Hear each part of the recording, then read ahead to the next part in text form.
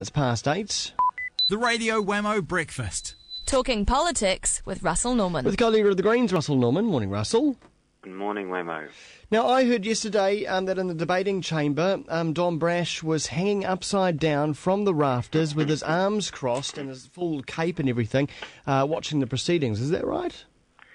Well, it's certainly true that he came in and there's a special bench up by the left-hand side of the speaker where former MPs are allowed to go and sit and watch things if they wish to. And Don Brash appeared there during question time to keep an eye on his MPs. What, did he appear there in a puff of smoke? I didn't see him come in. And so he was watching his ACT MPs very, very closely. Do you think he fed them the questions that they asked during question time? I've no idea. It's entirely possible, but they might have thought of them themselves. That's possible too. It certainly was a lively question time yesterday. Certainly had me glued to the telly, which is kind of a weird thing, isn't it? Glued to Parliament you're TV. A big puppy dog, Whammo. That's a bit strange, isn't it? You after the question time, were debating this new dairy bill. Tell us about this dairy bill that's being put through Parliament. So this is the Dairy Industry Restructuring Act. So it's an amendment bill to the original Dairy Industry Restructuring Act. What that did is when Fonterra came together, they put in place a set of rules in order to try to prevent Fonterra from dominating the domestic market, which basically requires Fonterra to provide milk to its competitors.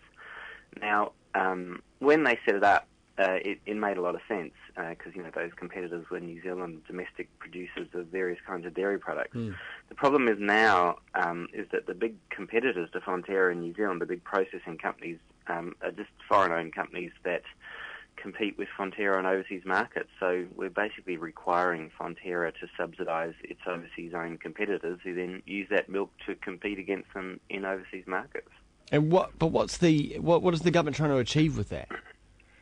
The government's trying to keep the WTO off its back because there's been, over the years, many threats that other countries would take WTO action against Fonterra. And the government's trying to keep that action at bay through extending these regulations around making Fonterra subsidise its overseas-owned competitors. And while debating this, I noticed a lot of national MPs were spouting the virtues of the health benefits of milk for the population in New Zealand, which I think is a debatable topic. You only have to talk about all the intolerant people of dairy products. They'll tell you that the health benefits are completely negligible, I think. So for some reason the debate went into that weird kind of area. I didn't understand where it was going, Russell. I must confess I didn't see that part of the debate. I was much more interested in why on earth National and Labour were voting for a bill to require Fonterra to subsidise its overseas competitors.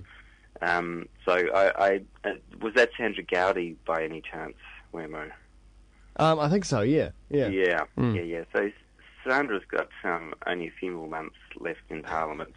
She didn't find it to her liking, and she's the member from Coromandel hasn't made a huge impression on the House. Right. Okay. Right. So where is that bill at the moment? What reading? It's doing second reading. Okay. So, but it looks like it's got the support and it's going to go through regardless. Yeah, National and Labour are voting all for it. It's part of their free trade ideology. So, even though they both got up there and said how stupid it was, they're all going to vote for it because that's what they do. Indeed. And now, of course, during question time, there was the question brought up by Keith Locke about the SAS handing over prisoners to be tortured. But so those questions rebutted and blocked, basically stonewalled by Wayne Mapp. Yeah, I mean, the Wayne Mapp did admit that on one occasion, one person was captured by the SAS, but then he argued that on the other 50 people who were detained well in the vicinity of the SAS were actually detained by the Afghan authorities. So they're using this legal fiction, which is so you have a bunch of soldiers bust in with guns, and they grab someone, but one of those soldiers isn't the New Zealand soldier, but rather an Afghan policeman. And the Afghan policeman does the detention, the formal detention. And so New Zealand has no responsibility for what happens to the person detained because we didn't detain them. Right. Even though it was our guns that made it all possible. So they get off on a technicality. Yeah, that's the game they're playing, is, we're not responsible if they're tortured because we just happen to be in the vicinity with lots of guns. I mean, I think it's pretty disgraceful, actually. So do you think that the pressure is going to be there to force the government into an independent inquiry? I'm not particularly optimistic. The issue is that this involves the entire political and military elites, and of both sides, both National and Labour, because of course Labour was implicated in this business on the first round of the SAS in Afghanistan. So it's kind of like if the military elites go down, then the political elites go down as well. So I think they'll fight it tooth and nail to have an independent inquiry, and they'll just have a tame internal one that says everything's hunky-dory. Staying with Afghanistan matters, so I understand a bunch of Green MPs chanting outside Parliament the other day, USA, USA, when the word came through that Osama bin Laden was dead. Yeah, I think you must have been reading the Stuff website, which seems to carry an awful lot of misinformation. Indeed. So, yeah, I mean, I just must say I found the whole spectacle of the chanting and celebration over killing and assassinating someone in Pakistan pretty offensive. I mean, it's I just think that it's a basic principle that we believe in rule of law, that we don't go and extrajudicially assassinate people all over the planet. Yeah. The United States and Barack Obama have been engaged in assassinating lots of people now in an extrajudicial manner.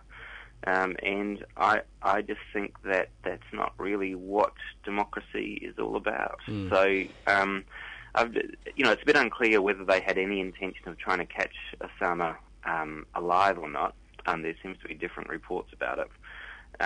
But I think they should have tried to capture him alive so there could be a trial so that we could actually hear his side of the argument, which is pretty hard to hear, obviously. Well, that's right. And there's now a lot of talk about the world being less safe, of course, because of possible reprisals, but also the fact that, really he was just a figurehead, and his death really actually means nothing about the war on terror. But anyway, we're heading into the fighting season. Well, I think we've talked about this on the show before, but we're heading into the fighting season in Afghanistan.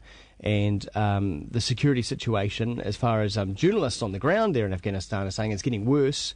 Particularly in the region that the New Zealanders are in as well. In fact, there was some intelligence to suggest that that the Taliban were intending on this fighting season and heading to where the New Zealanders are. Why is the deployment in Afghanistan of New Zealand troops not an election issue? Because I think it should be. We'll certainly be speaking out about it, and to give Labor their credit, this time around they opposed the deployment. So it will be to some degree. I just doubt that it'll be a central election issue, and that's probably because there's only a handful of professional soldiers involved. It's not like it's in Vietnam or something. Isn't there a reconstruction team there as well? Yeah, but it's not like Vietnam where there were thousands of conscripted Kiwis up there. So in terms of why it's not an election issue, I don't think enough people care about it. Well, do we need more bodies on the ground? Is that what it takes? Because that's what's going to happen. But that's what's going to happen. I think it's extremely likely. It's going to get more violent up there, and we're involved in it. It's tragic. That New Zealand's up there doing this stuff and pretty pointless.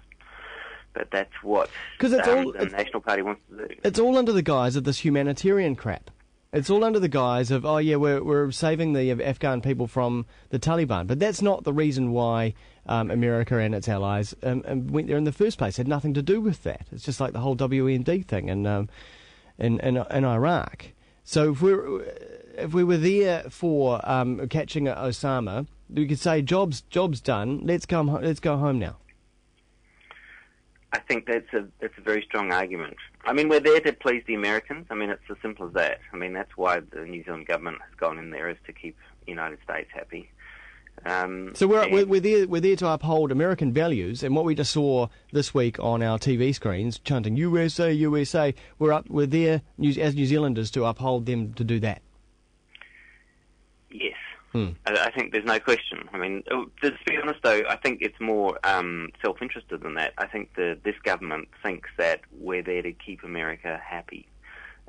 So by keeping the US administration happy might mean we get trade deals and anything else that any other preferential treatment that they hope to get out of it. I think that's solely the reason they're there. There's no reason for New Zealand to be in Afghanistan. Other than that. Blood for trade. Yep, something like that. Thanks very much, Russell. Cheers for your time. Okay, cheers, Aaron. Russell Norman, co-leader of the Greens, there with us. Here is Fat Freddy's Drop.